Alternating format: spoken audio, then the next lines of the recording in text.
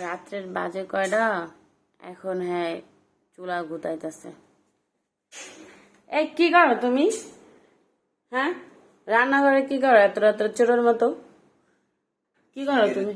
Cigarette জ্বালাও কেন? তুমি ম্যাচ কিনতে পারো না? বারবার তুমি চুলাটার চাবিটা নষ্ট করতেছো, সিগারেট জ্বালাতেছো, এটা কোন ধরনের স্বভাব? তো সিগারেট জ্বালাবার চুলাটা নষ্ট হইব না? এটাই তোমার স্বভাব। এটা আজকে নতুন, তুমি ম্যাচ কিনতে পারো না?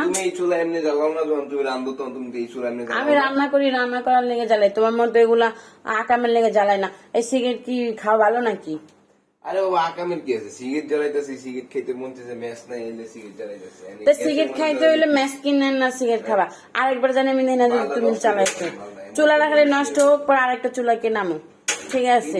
আবার চুলাটা ভাঙতেছো কি লেগে তুমি? তুমি এত রাইতে বলো তুই আমার জিগাইতেছো কেন লেগে? আমি ভিডিও করতেছি কি হইছে? আচ্ছা, তোমার সাথে আর কোনো কথা নেই, তোমার সাথে কথা কয় আমার ভুল হয়ে গেছে। তুমি একটা ফালতু মানুষ, তোমার সাথে কথা কয় আমার কোনো প্রয়োজন নেই।